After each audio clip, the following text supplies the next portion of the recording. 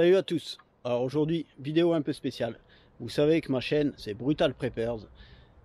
On y parle beaucoup de tir, mais aussi un peu de préparation, de secourisme et autres. Moi, j'habite dans le nord, et en ce moment, on est en pleine inondation. Alors au fond de mon jardin, j'ai cette palissade de béton, vous l'avez déjà vu, c'est où je fais mes shoots. Et juste au-dessus, je vous expliquais, j'ai un champ. Et regardez la gueule du champ. En fait, tout au bout, à peu près au niveau de la grue, je sais pas si vous voyez, il y a la lisse. Et ici, normalement, tout ça, c'est des champs. Et vous voyez, les champs, ils sont pleins d'eau. Donc la lisse, elle dégueule. Il y a quelques maisons par là plus loin, je sais pas si vous pouvez voir. Leurs jardins, ils sont un peu plus bas que le mien, donc le jardin inondé, ça va jusqu'aux baies vitrées. C'est pas encore rentré dans les maisons, mais on n'en est pas loin. Donc il y a plus que hier. Là on est samedi 11 novembre. Normalement il pleut pas aujourd'hui, il devrait pas pleuvoir demain dans la journée, mais ça devrait reprendre demain dans la soirée. Et le problème c'est que si ça baisse pas, ça va monter encore plus. Alors moi j'ai jamais eu d'eau dans mon jardin. Chez mes voisins ça s'est déjà arrêté à la moitié du jardin. Moi depuis le temps que je suis ici, le niveau il a déjà été beaucoup plus haut que ça et j'ai jamais été inondé. De temps en temps j'ai un petit peu d'eau au fond de ma cave, mais c'est vraiment quand le niveau il reste élevé, donc ça doit passer par les nappes phréatiques. Alors je vous avais déjà montré la caisse que j'ai chez moi. Donc dedans j'ai des médicaments, du paracétamol par exemple, tout ce qui est aussi des bandages. J'ai aussi une radio à pile en cas de coupure de courant pour rester informé. Donc en cas d'inondation, ça peut arriver. Le risque principal, en fait, avant même les coupures de courant, c'est que l'eau du robinet ne soit plus potable. Parce que en fait, les eaux usées, les eaux de pluie et tout ça peut se mélanger et rendre temporairement l'eau du robinet impropre à la consommation. Donc quand ça arrive, ce qu'il faut faire, c'est revoir son stock d'eau potable à la hausse, donc pas que d'eau. Alors après, souvent c'est sur une courte période, hein. Donc ça va être sur quelques jours, donc il n'y a pas besoin non plus d'un stock phénoménal. Donc moi ce que je fais en fait, c'est que je double mon stock en eau potable. Après j'ai aussi des jerrycans souples, donc quand je vois que ça devient vraiment craignos, que le niveau il monte vraiment trop, je remplis mes jerrycans souples d'eau du robinet, je remplis ma baignoire d'eau du robinet, comme ça j'ai cette eau là pour pouvoir faire ma vaisselle et autres, le temps que l'eau du robinet soit non potable. J'ai aussi, parce que là il commence quand même à faire frisquer, un appareil de chauffage au gaz. J'ai rechargé tous mes appareils aussi d'éclairage qui marchent soit à batterie soit à pile. J'ai refait un stock de piles. Donc voilà, aussi nourriture. Mon réchaud de camping à gaz avec des bouteilles de gaz, donc je peux cuisiner comme ça même si j'ai des coupures électriques.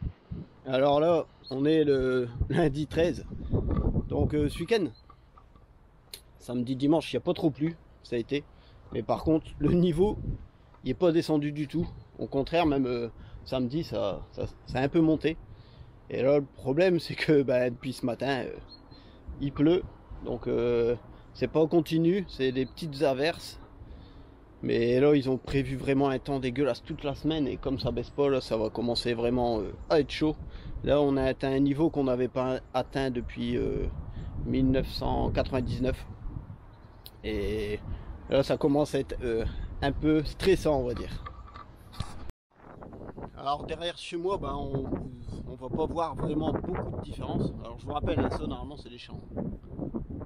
Normalement la rivière, la lisse, c'est vraiment tout au bout là-bas au niveau de la grue. Donc là tous les champs ils sont inondés. Et en face de chez moi il y a un endroit où la route, ça fait une petite cuve et elle commence à être inondée. Elle est encore praticable.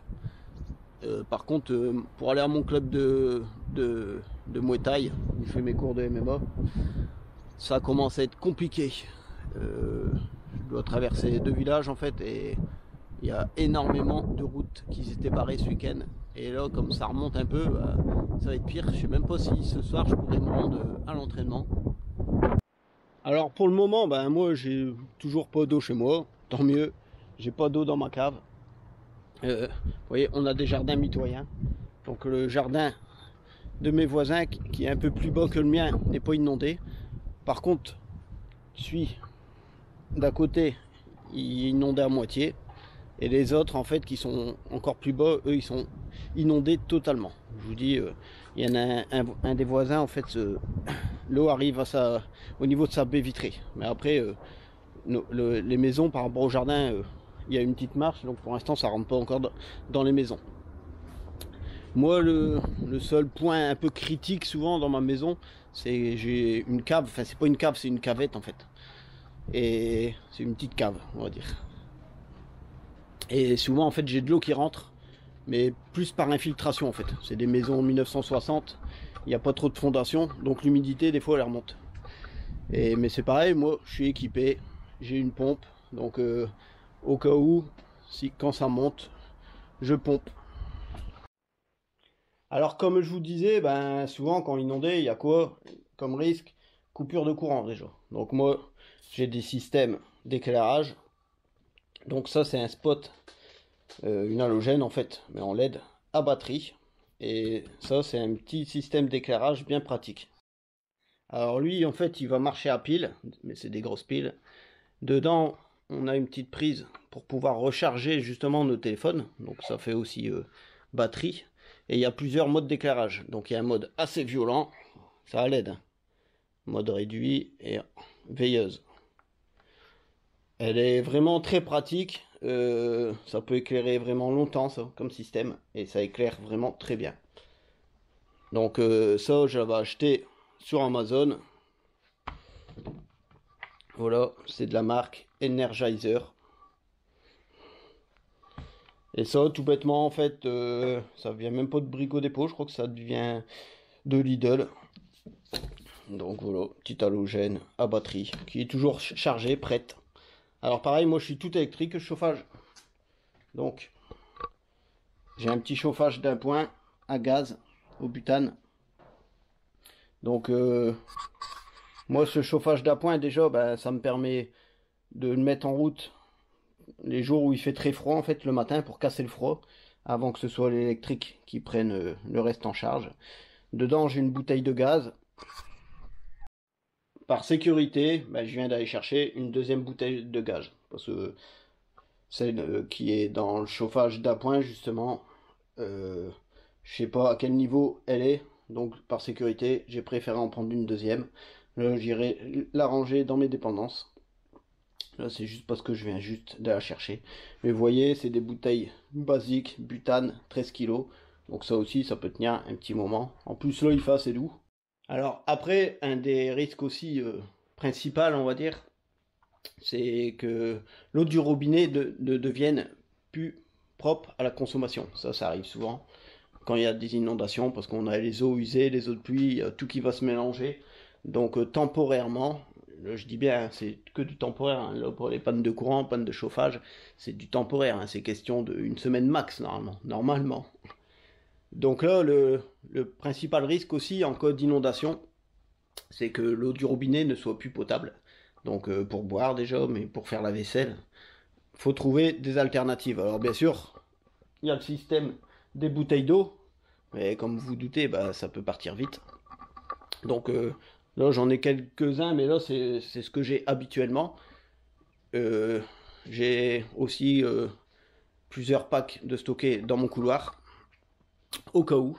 Comme je vous disais aussi, j'ai des jerrycans souples. Donc jerrycans souples, moi ça me permet, quand je vois vraiment que le niveau ça devient craignos, c'est des jerrycans, ils sont faciles à transporter en fait.